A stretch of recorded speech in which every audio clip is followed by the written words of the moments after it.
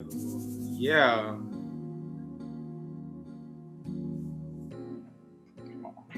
When I was little, my granddad used to tell me this story. He said there once was a town not too far from here called Laborer's Land. The people there prided themselves heavily on the work they did. They would work day in and day out, sometimes with no breaks because that's how they all made a living. And honestly, that's all they knew. One day, one of the workers grew tired of all the monotony. He couldn't do it anymore. In an effort to see if there was more to life than his work, he did what no one had ever done and went beyond the town limits. He ended up getting lost, and it said that he wandered off to these very waters. The wanderer was shocked there was so much beauty he had never seen right outside of where he had lived for years. After a while, others came looking for him. They searched for days and never found him. And that's why they call this place the Wanderer's Eden. So, if he was lost, why would they call this place an Eden? I guess anywhere is better than somewhere you don't want to be. I don't buy it. You mean to tell me that was a place that existed where that's all they did? It sounds a lot more like Looney Land to me. I mean, what kind of work did they even do there anyway? Well, I First heard... off, how they ain't find bruh? I mean, this the only land I seen out here. I don't see nobody just swimming off. They say... And where is the peoples? We are in the middle of nowhere. If y'all would just let me get a word out, like damn. Some say that they were a land of gifted carpenters, and he built a boat and sailed away. Some say he gained powers from coming to these waters and flew away. Why are we taking our shoes off? Oh, it gets even crazier. Some say he was enchanted by some magic women of the forest.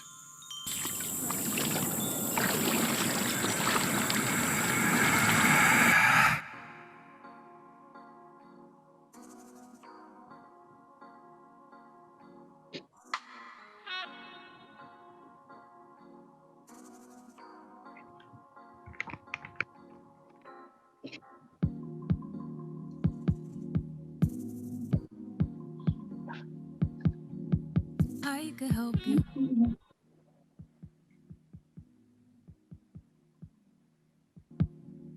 I could help you get away. I could help you get out of that place, be your escape. No playing games, the doors are gape, I'll be away. Don't have time to waste now. You ain't never got away, baby, I'll show you how. Follow me and you'll see. Never had a chick that happy. Jump into the water, get up off the coast, and you gon' have to let me draw the boat when we go sailing.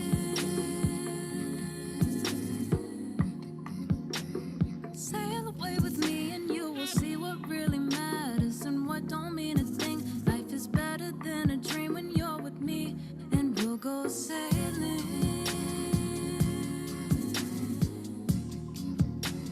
Sail away with me and you will see all of your troubles ain't gonna last always, but baby, you and me, we're a guarantee. I could help you.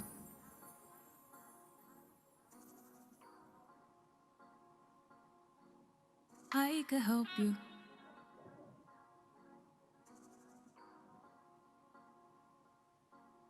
I could help you get away. Take you to a bar where you could drive me all around up in a new and fancy car, and we could ride out. Music blasting real loud. Said you wanna turn up, so you put the roof down.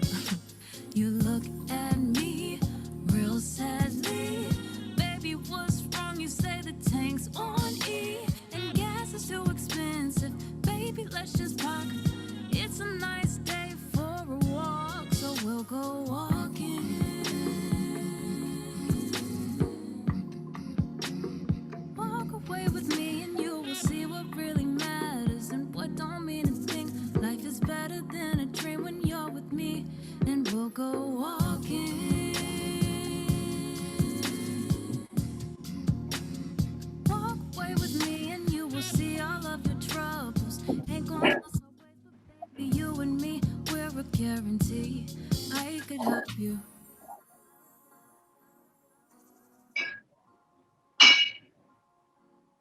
I could help you.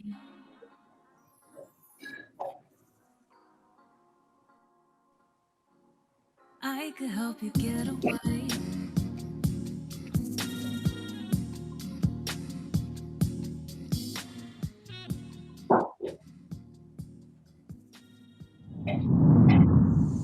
Hey! Hey! Hey! Hey! Hey! Hey! Hey! You guys all right?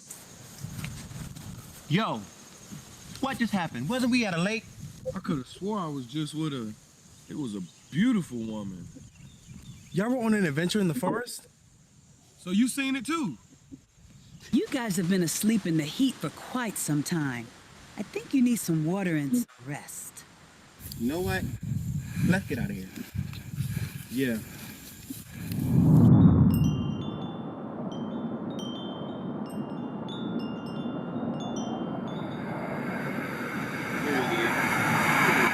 I could help you. She ate that for me. Listen, when I first, you know, we're gonna get into it. We're gonna get into it, okay? Mother of music, period. Like, AKA mom. okay. Wrong word. I wrote the song, I got that. I can help you. A little head caress. Yeah, that was good though. Man. We need to hear a guarantee. I could help you. That wasn't right, sorry. Yeah, we just got done singing Get Away. Get away. Listen, my brother had his first acting gig.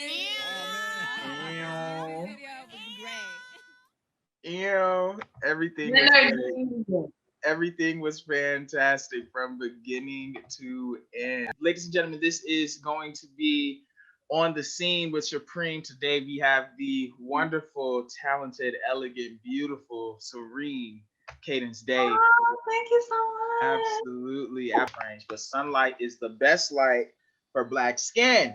Let's go. Yes. Hi. Oh my God, my wig matches your hair. Yes. I knew I picked the right wig in the drawer. Wig. Yes, wig. Oh yeah, girl. It could be a nice little bang. You know? Listen, we have to get into these fall/winter colors. You know what I'm saying? Yes. Yes. Absolutely. Hello. Yes, sir. Hey, where you been? How you been, friend? I've been doing pretty well. Like, you know, things have been going in waves this year, and I'm on the up and up with the wave that I'm in right now. So I'm very happy to say that. Feeling better. Yes. How have you been? I've been cool. I've been waiting to start this for a long time, and you know what I'm saying? I'm glad that we're finally in a place where, you know what, I said, fuck it, let's make it happen. You know? I'm so excited for you. Listen, like, I can't tell you how big I cheesed when I got that message from you on Twitter. I was like, yeah. Yes, you. Have you heard this album that you wrote? I have. Yes, girl. I heard it 7 times 2 days ago. Okay. I am in love with it. I'm in love with it. I'm in love with the recliner, everything about it. I really do want to we're going to deep dive into the recliner, sure. But first, girl, you got to tell us how you even got to music, period. When did you figure out you could sing? Did your mama have you at her sister's birthday party? Like, and so on a beautiful day, April 11th, 1995, I decided that I was going to show up late to the world. And so I came out of my mom and I was like, yeah. And that's when I knew I could sing. Not you came out hitting the note, not crying. Yeah, they're actually about to induce her because I was supposed to be born in March, but I was like, I'm gonna take my time. And so when they were about to induce her, I was like, all right, let me go ahead and get out of here. And her water broke and I was born. And that was that. And that was that. Yeah. And then the musical journey began. And that So my mom actually sings. When I was born, she was into music. She was a choir director. Mm-hmm. Music had always been a big part of her life. And so just coming up under her and listening to the music that she was always working on for the choir, and then even sometimes being there when she was directing the choir, like made me get an early love for music. And then I remember we used to have family trips. And so a lot of times, like, I would ride with my mom, and then my 2 older brothers would ride with my dad so they could get their guy time and I could get my girl time. I'm the only girl in our family, and I got 2 older brothers. So that's how that dynamic is. But I remember, like, we'd be riding the Destin Beach just belting out Whitney Houston, and I'm like 4 years old, you know what I'm saying? Whitney voice. Hello. Yes. And so I have a lot of fond memories with music as well. Okay, that's crazy. What is one of those fond memories with music? I heard Whitney, right? Who else? Yes. Who else did y'all used to listen to? You and my dukes. Everybody, like, oh my gosh. I remember Whitney is one that stuck out just because, like, that, I don't remember what album it was, but it's when she was like in her R&B bag in like the late 1990s. I just remember listening to Heartbreak Hotel, not knowing what I was talking about, or riding down the street. I remember when she was rehearsing Lift Every Voice to sing with the choir, and I used to botch the words, but I always got the rhythm. I was like, finning 100. Yep.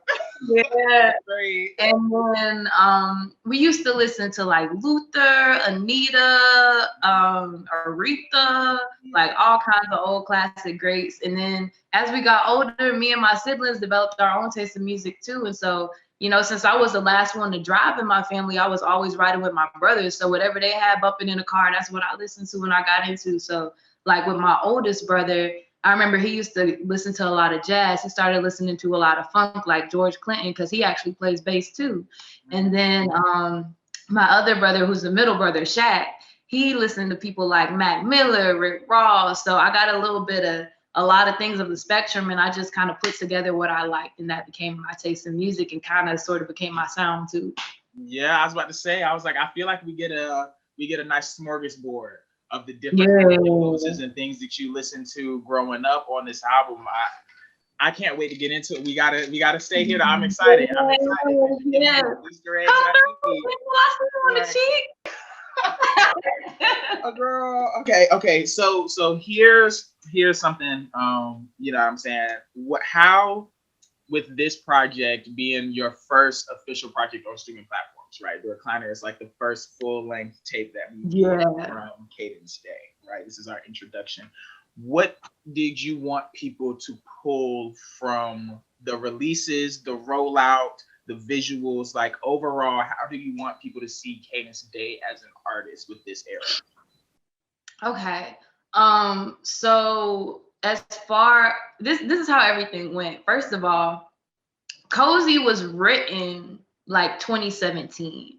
And I didn't release Cozy until 2018. And so with me, like before I get into something that I know I'm gonna be in for a long time and that I'm about to indulge myself in, I was like, I need to research and make sure that I'm going about this the right way because I need to move in excellence with it. And with music, you know, it's a hobby, but it's also a business. And so I wanted to make sure that I set myself up accordingly and that I was mindful of the brand that I was also going to be showing. And so I had, I think, maybe 2 other songs written with Cozy, and by 2018, it was a matter of choosing, okay, which song do I want to release first? Because this is going to be like the vibe that people get. And people don't mean to, but they always categorize you automatically when you come out with something first. Absolutely. And so I needed to figure out where do I want to sit with my music when I first come out.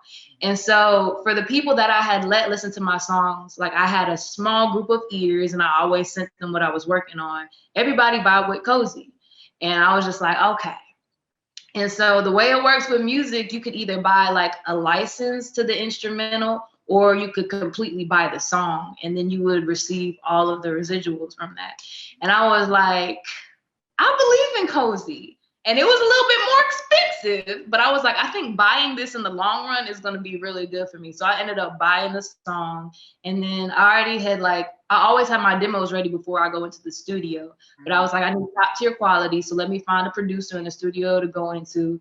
And then we put it on wax. And he was vibing to it. He was like, Mia, he said, I don't usually listen to my artist music outside of our sessions, but you got something special with Cozy. I was like, for real. Listen.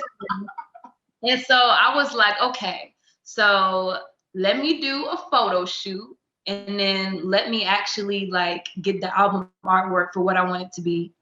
And then I'll use some of the photos from the photo shoot as well as the actual album artwork to promote and get people anticipating what I have coming. And I wanted the vibe to match like what you saw with the album artwork and the photo shoot to match the actual song. So I needed it to be warm. I needed it to kind of be mysterious. I needed it to be, just a little sensual. This the album art she talking about, y'all. If y'all haven't seen. Yeah. And that in itself just started a lot of questions. And I was like, okay, yeah, one day. Yeah. And so I dropped that and people were like, okay, you finally got something. And the people who knew me knew I already did music. So I think everybody was kind of waiting to see if it was going to be good or bad because I never had my own song out before. It was always I was covering something else. And so I rolled it out, I think, for about either 2 weeks or a month. And I'll never forget, I was working in HR at the time and I dropped the song and like everything on my phone was blowing up the next day. I was like, what is going on? And people were just sharing, people were texting me. They're like, Nia, this is really, really good. And I was like, oh my God, it's like wicked.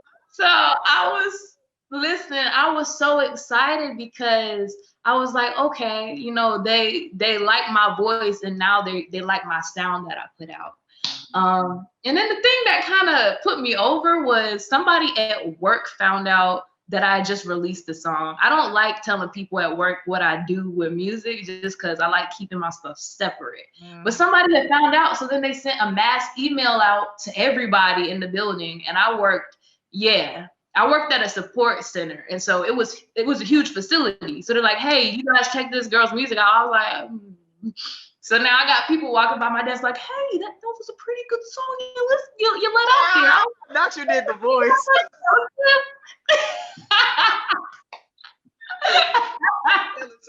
I'm telling somebody, hello, corporate.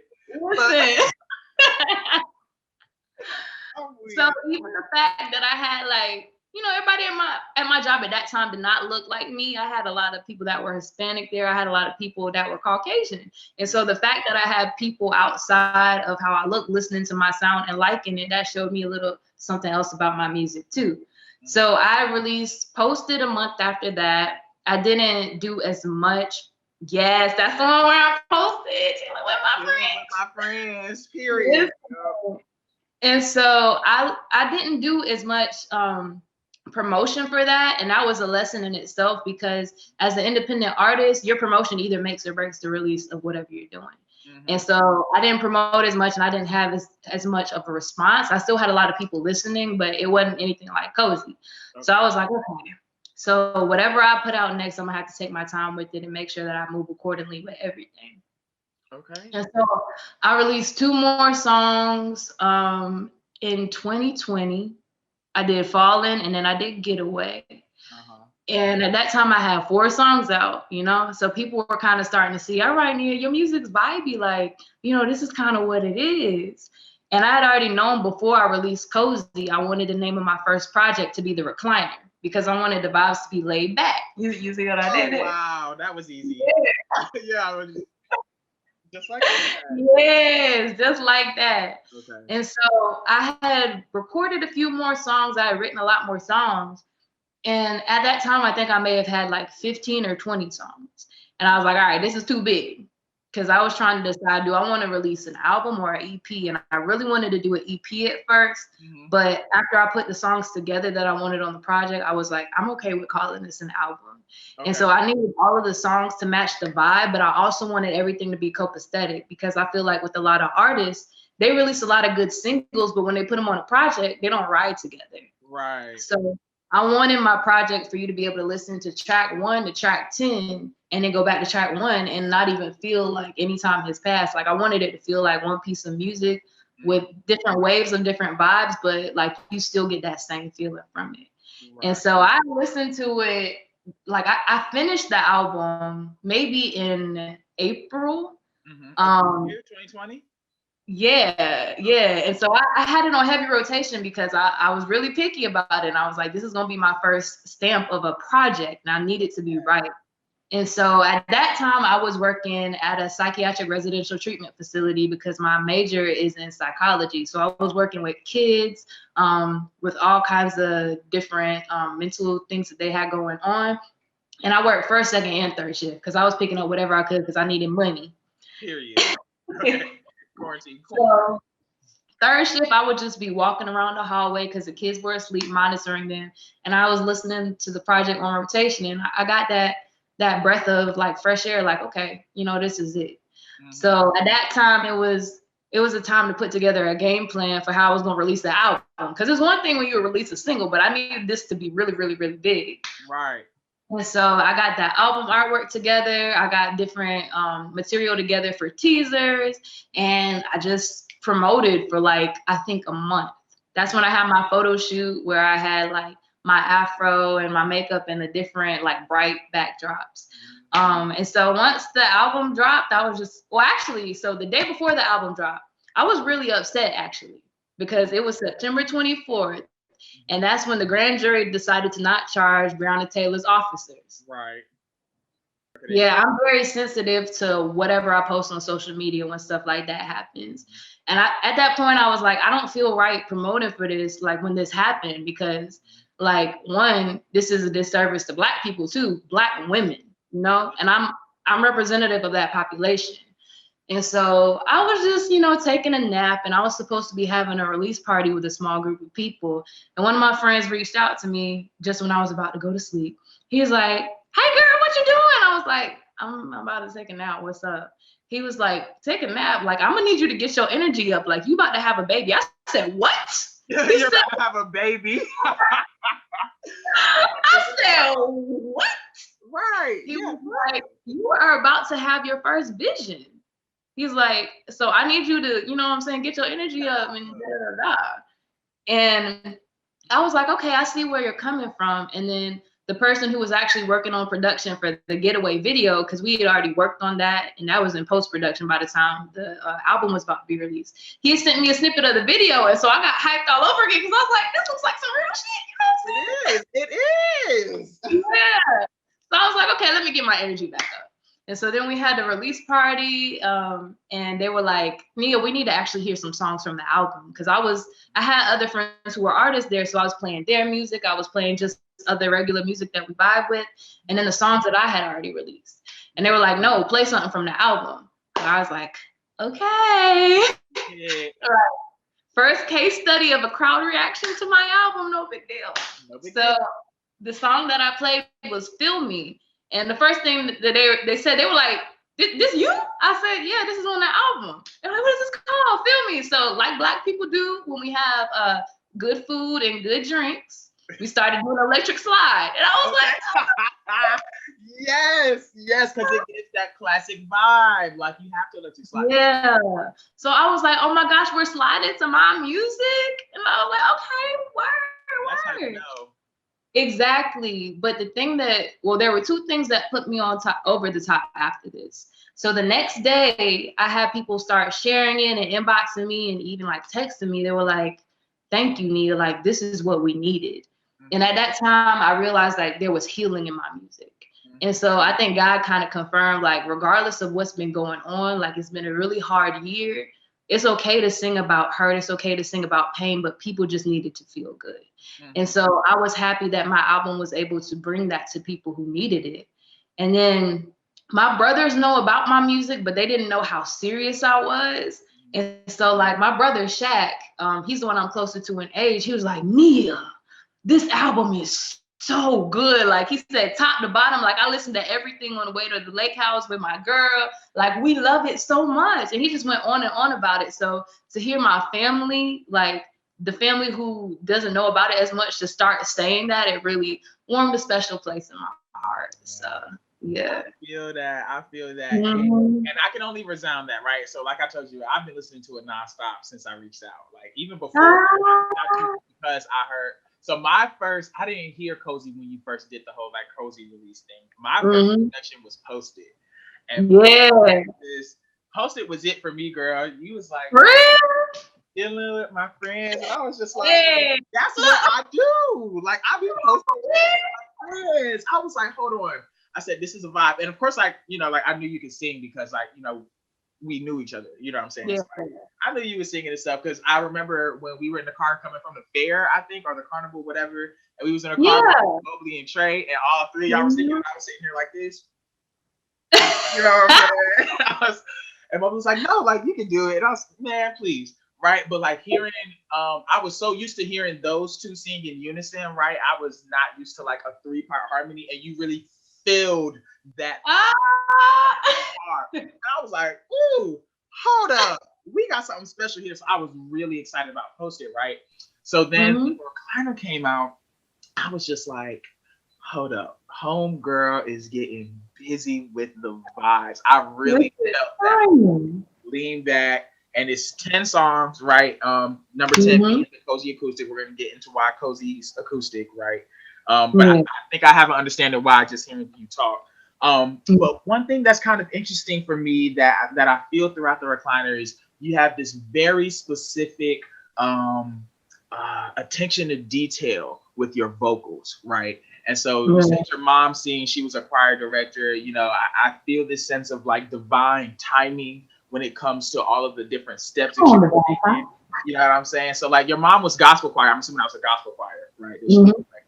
Okay, so how much does gospel influence your sound? Like how much do like gospel singers influence like your vocal, like, attention and detail and that kind of like meticulous attitude you have? So gospel does have a good bit of influence on my music as far as it just comes to conviction and kind of bringing a person to feel a certain way, because I feel like the pull with music comes from soul music and it comes from gospel music.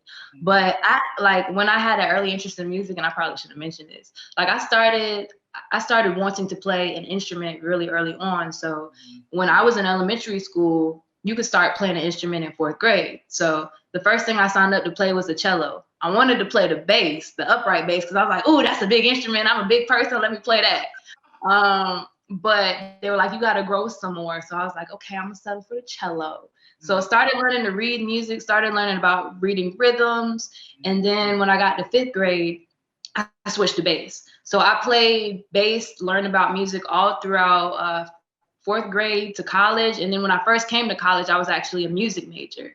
And so I came to college for performance with my upright bass. And then I did that until sophomore year. And in my junior year, that's when I actually switched to psychology, because I was minoring in psychology at that point and I was majoring in music, but I just flipped them and kept my minor in music. What inspired that flip? Honestly, my faith is pretty important to me. And I was just sitting in the bathtub one day, like at my mom's house, and I was still in college, but I was on break. And I was just kind of, thinking about my life, having one of those introspection sessions with myself. And I heard God say, Mia, he was like, I want you to continue to do music, but you need to learn more about psychology right now, because that's going to be more important in what you need to do. Okay. And so I was like, okay. And I don't know if you know many music majors. I imagine you probably do, because I feel like you know a bit of everybody. But yeah, music is very intense. When I started college, I came in on 18 hours. The most I maybe took for one semester is 23 hours. And so you're always on go. And there's always something that you have to do. And at that point, I was like, I feel like I'm not even really a student at Winthrop University. I'm just a student for, the music school. And so there were things that I was trying to do when I was getting out with other people at open mic nights that sometimes didn't work with my schedule, because I had other things I had to take care of. And I also had my psychology minor, and it was just becoming a lot. And so the summer that I had that realization, I actually had just finished up some summer courses for music. So I was like, I know my parents about to be like, girl, what? Right. But I was like, nah, I really feel like this is what I'm being called to do right now. And it ended up working out, because low key, like I've always had a natural knack for psychology and communication and just people and people's minds. And so being able to learn more about that and kind of I don't want to say make a craft with it, but like really, I guess, have more of a foundational understanding of why people operate the way they do. It helped me out a lot. And wherever I've gone, like I've been in sales, I've been in HR, I've actually been in psychology. Right now, I'm in DSS. So yeah, trying to get out of that, but that's what I'm in right now. wherever I go, like the understanding of people has always been very important. So I'm happy that I did what I did, and I still got what I needed with music, but also with my music school, like a lot of schools in the South, they don't really have like modern music as something that you could study. It's the classical music. And I was like, I've done this since 4th grade. Yeah, so junior year, we make the switch. And then what happens with your musical journey? What's up? So with my musical journey, honestly, I felt a lot more free on campus. People had seen me perform every now and again, but like I got to do different things with the Winthrop Choir. I was in like a few groups while I was at Winthrop. So we got more time to work on music and actually perform music. And then I actually got to be involved on campus in a new way. So I got to join my beautiful sorority, Alpha Kappa Alpha Sorority Incorporated, 19. And I became like heavily involved in a lot of organizations. Like service is also a huge part of who I am. So I got to serve in a lot of different ways on campus. And so I think got to have a social life that I wouldn't have had with music. And it allowed me to see like where certain people's needs were with certain things, because I'm kind of a solution-based person, but I'm also a healing-based person. I always want to help people get better. I always want to challenge people. I always want to help people get healing from certain things so they can move forward. And so I got to see a lot of things that people were struggling with, like that, people in music might have not been struggling with. And so as I learned more about what I was doing and what I wanted to do, I wanted to be able to say, I'm gonna come back and be able to help people like that. And so whether it was with music or psychology, because I had this thing where it was like, I want to be a counselor, but I really want to do music too. And there was also a thing where it was always a thing where I could be a music counselor, but after learning more about that, I was like, that's not it. Right. And so it was still like, it was a journey throughout the rest of college, because I didn't really get serious about putting something out until after college. And I think it's really when I got into the workforce, because I started to get a quick understanding of how things go when you are in the workforce in America. And I was like, this ain't it for me. It's definitely not it. Corporate America sucks. Yeah. Yeah. And so I had been like playing around with different songs and different music with my friends for the summers while I was in college, but I never put anything out. And there was just a conversation I had with myself where I was like, people not gonna know what to listen to if you don't give them anything to listen to. And so I was like, all right, I can't go on. I can't have kids and tell them to follow their dreams and say, I never tried to follow mine. And one of my friends told me that, and that kind of gave me the same revelation that he got. So I was like, let me go for it and stop being scared. Because a lot of times when we think about things that we want, we get scared. We can't even talk about it. Like there are a lot of people that say, or they can't even say, I want to be a rapper. They can't say, I want to be an astronaut. They can't say, I want to be an artist, because the fear of not getting it, is greater than the determination of making it happen. Right. And so at some point, when you get more determined than you do scared, you do what you need to do. Hello. Yeah. And here we are. Yeah, and here we are. So I'm happy that I did it. I know I still got more work to do, and I know stuff doesn't happen overnight, but with my journey, I've learned consistency is so important. Like I'm gonna go as hard for if I get 3 likes or 3 listens as I do if I get 3,000. Because that's 3 more listeners than I had before. Okay. I feel that. Okay, so you've been studying music all these years. So is that how we get to the detail? Yeah, so like, especially with being in the rhythm section. So the rhythm section of music is where you are either playing something percussive or you're playing the bass. So I play bass. And a lot of times with the bass, you have to listen more than you do actually play. And so something that we had to do for college in music is you have to do something called juries. And so that's our exam. So literally, instead of doing a written exam, like you'll have to go and play 3 pieces, maybe at random, for 3 professors staring you dead in your soul, and they're going to give you feedback. And one great thing about that is you get tough skin, because they say all kinds of crazy stuff. They say it in your lessons and they say it in your juries. But it's the small things that they say that make you pay attention to stuff that you wouldn't have thought of. And so I kind of carried that mentality with me into the studio when I started recording my own stuff. And that's how the detail came. Okay, great. Yeah, what was the process of putting the recliner together like? I mean, you talked to us about like the studio and like your ideas and stuff, but coming up with okay, this song here, I want to make sure this one's included, that one's not. Right. You told us you had some songs you wrote that you didn't include. Yeah. What was that process? So the first song, I needed it to be an intro to the vibe of everything. Mm-hmm. And so, like I told you, I wanted the recliner to give people a laid back feeling. And so, as soon as you listen to this, whether you're coming from a hard day at work or whether you on a lunch break, if you enter in this album, the first track is Getaway, because that's what we need to do right now. Like, get away from something that's causing you stress, get away from something that may be causing you anxiety, and come join me and let me recreate your vibe so that you're in a better mind space when you go back to where you need to go. Okay. And so that's when I was like, okay, that's number one. And then as I listened to it, like Getaway kind of flowed effortlessly into Posted, because Posted, it has a little bit more upbeat of a tempo, but we still have kind of that relaxed vibe going on. And so after I listened to Posted, I was like, okay, I need a little bit of a shift here, but I need us to still be vibing. But I need, even if the vibe is slower, I need it to be good enough to people to still listen to.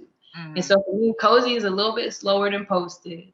But when you start hearing the fullness of all the instruments, it's like, I can't skip this. You can't. You can't skip Cozy, baby. You can't. Yeah. So I was like, all right, so we're going to have that as number 3. And then Say It is kind of a little shift because Getaway, Posted, and Cozy were released before the album actually dropped. And so I was like, okay, so what are we going to pick it up with? Because this is going to be the new content that everybody hears that's been following me thus far. And so Say It, like, I really like how it instrumentally begins. It's like a lot of space, but enough instrument to kind of pick it up. And I feel like Say It is the song that I actually sing the most on in the album. Because when I listened to it, I was like, I'm really not singing on any of these songs. Okay. But Say It is the one where it's just like, okay, I might have to redo this a couple of times in the studio because I need to get that right. Okay, right. Okay, yeah. No. So Say It is just kind of like a little breath from Cozy, but it still kind of picks up the vibe and it's showing a transition from the first part of the project into something a little different. And then, so QT is after that. Now, QT almost didn't make the album. Why didn't QT almost make the album? And interesting story. So, like, when I first dropped the album, QT was the first song that a lot of people were sharing. And I was like, really? Especially my guys. I was like, what? QT almost didn't make it because, like, I love that QT shows the most of my personality. It's playful, it's fun, and it's goofy. But it kind of bordered on cheesy for me. And so, yeah, so I was like, I don't know if this is gonna fit. But after I played it after Say It, I was like, it has to. And so I had to not listen to the album for a couple of days and listen to it again just so I could kind of refresh everything. And I was like, you know what? QT is good. I'm gonna keep it. Okay. And so after QT, I have my one and only feature on the album from my good friend JM the Poet. Save it. Yep.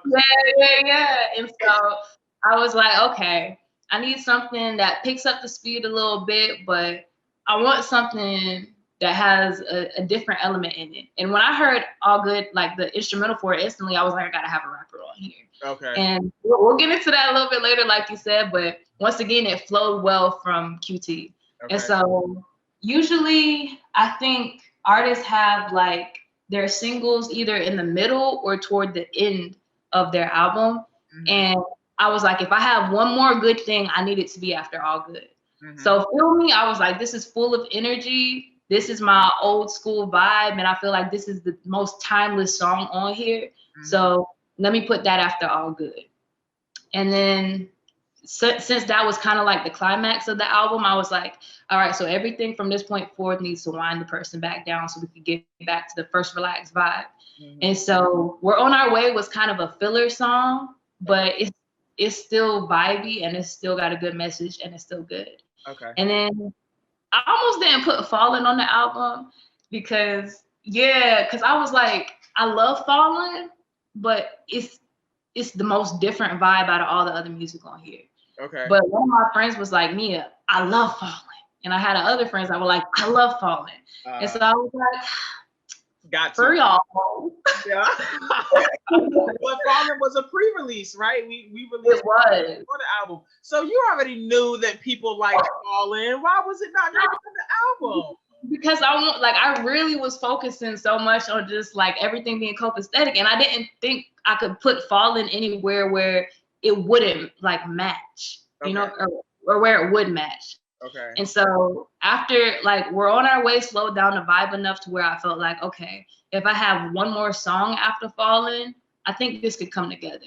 And so since Cozy was one of the most liked songs already, I was like, let me do an acoustic version of this just to bring things all back together. And so it was kind of a filler song too, but with a different vibe. And that's how that got to the end of the album, honestly, because it brought Fallen into play with everything else. Okay, so what? Now I'm interested for real. After this, we're gonna go track by track. I have notes, I have lyrics, I have questions. It's not for you writing. Everything. So what characterizes some of the songs that didn't make the album that you wrote? Did you record any other songs that didn't make the album? Like, are there some? Definitely. Okay, how many are there? Do you think ballpark? I would say like 5 to 10. Okay, you were like, this is good. I wrote this, I recorded it, I liked it, but it's not Recliner. It's exactly, and that's the only reason, honestly, they didn't make the album. Because I'm not gonna flex, they're pretty good. But I was just like, period. Which means we'll get them later, right? That means we're gonna get them later. I mean, you know, yeah. Yeah. There we go. We bullied her into it, y'all. We got it. There is one that's out, but it's just on SoundCloud, and I never professionally recorded it. So that's why it's on SoundCloud. Okay. It's called Exit Stage Left, and it's another vibe, but like mostly the things that didn't make the album is just like you said, they weren't Recliner. Like a few of them were conscious songs. So after the stuff happened with Ahmaud Arbery and Breonna Taylor, like, you know, I have some songs I wrote after that. But I was like, if this project is dedicated to laying people back, I can't get them in that mind space here. You know what I'm saying? So they're definitely going to be released, but this wasn't the project to put them on. I got another song about moving on after a breakup, but I was like, I don't want people to be thinking about a breakup on here, so that's not gonna be put on there either. But yeah. But you know, they're good songs. They are good, but I just didn't think that they fit on here or they fit the purpose of this project. Okay, so it's giving EP to show, like, you know what I'm saying, this ain't all I can talk about. Yeah. Okay, great. I love that.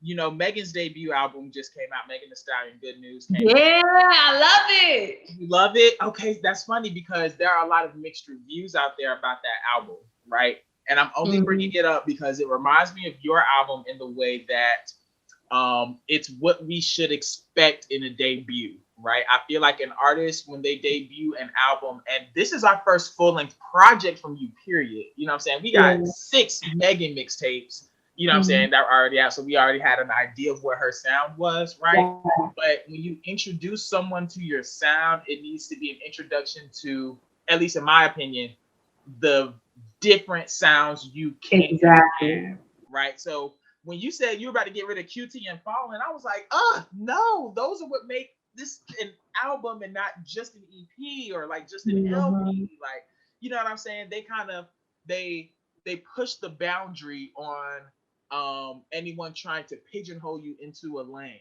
You know what I'm saying? And so I love those songs for you. I played your album. Yeah, I played your album for some friends of mine in Atlanta. Shout out to the gays. Thank you. Of course, because I was like, y'all, like, I hit this artist up that I really like for an interview, and she said yes. And her album is real quick. Like, you don't know me. I couldn't tell them that I knew you, you know what I'm saying? I had to make it, you know what I'm saying, like a thing. You had to make it exclusive. Yeah, I had to, you know what I'm saying? I had to adjust the wig on them. You know I'm big fish now. You know what I'm saying? But yeah, I was like, y'all, I really want y'all to hear this album and like just let me know like what you think. Like, I don't even like, don't take notes, don't do anything. We're just gonna listen to it. You know what I'm saying? We sparked up. You know what I'm saying? And No. you know what I'm saying? And we were sitting in my car, hot boxed out, right? And I opened with the video, just like I did this interview. I opened with the Getaway video. And they were in love with the forest concept, like the forest music. They were in love with the concept. They thought y'all outfits were super, super cute. I was like, yeah. Wow. Right. I was like, shout out to costume and makeup artist. I did not know Hunter was your makeup artist for that video. Yeah, that's actually my stepsister. I did not know that. I went to high school with Leah. I love her. I know. Like Trey told me after I told him, like, you know, my mom's dating this dude. He was like, Hunter. And then I was like, oh, yeah, this is my stepsister. He was like, wait, what? I was like, yeah, small world. Awesome. Shout out to Leah. But He's amazing. They loved everything about the video, makeup, outfits, choreo, like the idea, the concept. And so I took them from the video to the album. You know what I'm saying? This is on a journey of Kaydence Day. What? I was just like, y'all, we're gonna be here for an hour anyway. We got two glizzies. You know what I'm saying? 3 heads, because old girl's not, hitting it. So like, we're gonna be here anyway. You know what I'm saying? So I was like, I'm just play the album, and it can be like our, smoke music. Oh my goodness. One of my friends, he also interviews, right? He's interviewed some big people. He's done like Maya and them. His thing is called The Royal Couch. He's awesome. Hey. Was in love with this project. He said, and if I remember this correctly, he was like, it's so cool listening to somebody who actually gets real R&B and has a modern twist like on it, right? It's like she's not trying to be Erica. She's not trying to be India.Arie. She's not trying to be Maya. She's not trying to be any of the new girls either. She's not trying to be Summer. She's not trying to be Janae. What she's doing is working for her. And I was just like, that's exactly what I got. Let's go. Right? And like, is that kind of like what you intended?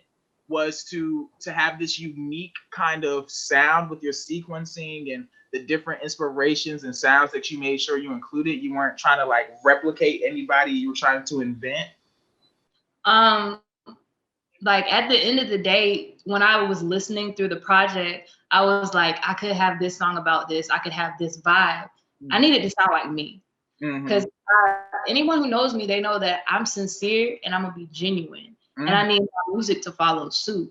And so that's why I was like, even with taking my time with putting a project together, I need Kaydence Day to align with these vibes. I need her to align with these sounds. And so when I put everything out, it was real to me. And it was sincere to me. And so I was like, okay, so this is what I'm gonna stamp as Kaydence Day, and I'm gonna go ahead and put it into the world. I love it. So it wasn't necessarily intentional that I was trying to not sound like anybody else, but I was hell-bent on making sure that it sounded like me. Period. And that's exactly what it sounds like. Kaydence Day, the recliner, opening with Get Away bars. First of all. Yeah. Oh, right. Okay, so first track, Get Away, you know what I'm saying? We played the video for y'all earlier. I hope y'all love the video. I love the video. Shout out to Rihanna. I think it says she did the choreo. Yes, that's my LS. Yeah, we love Rihanna here. I went to middle school with Rihanna too, so you know what I'm saying? That's old love right there. Yeah. So talk to me about creating the concept for Get Away. It was giving me very much fantasy, paradise, like utopia vibes. Yeah. Right? Of course. How did you come up with the video concept after you wrote the song, or was it the other way around? It was definitely after I wrote the song. So I honestly, originally, I already had a concept for Cozy, and I was like, I want to do Cozy. But something about Getaway was pulling me after I released it because the concept was just a lot more different for me. And so one thing about me, like I grew up watching a lot of Greek mythology stuff and just reading a lot about Greek mythology, and my mom loves it too. And I just kept thinking about like the 3 muses from Hercules. And so the concept of Getaway isn't necessarily a place, it's a person, right? Okay. And so whenever you get away, like you should have a person that makes you feel far away from your problems or far away from work, because even with laborers' land being the place that people work, it's just like we get into this habit of doing a 9 to 5 and then being exhausted and then being sleepy and hating our job and having to go back because we're too exhausted to apply for other jobs. So it's just like this endless cycle of monotony. And I was like, okay, so Getaway, I need this to be the like if I'm gonna make it a person and a place, what can a place be where a person gets away, and what kind of things can they do, and then what kind of personalities can we have these people who are embodiments of get away, like, you know, exhibit. And so then the concept came for the muses, and I was like, okay, I'm gonna be a muse. I'm pretty tall, so I need another tall girl and a girl that can dance. So let me go ahead and hit up my friend Rihanna. And then I have another LS on there who was Fatima. She was the muse in green. And she just has a powerful presence. They're both actresses. And so I was like, okay, this is great.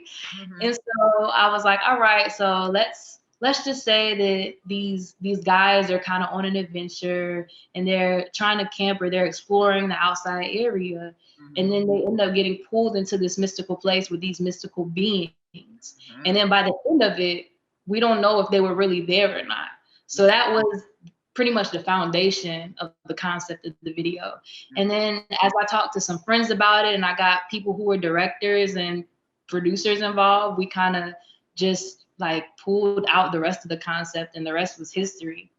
But I already knew like what I wanted to do, because when I hear songs, I see certain things.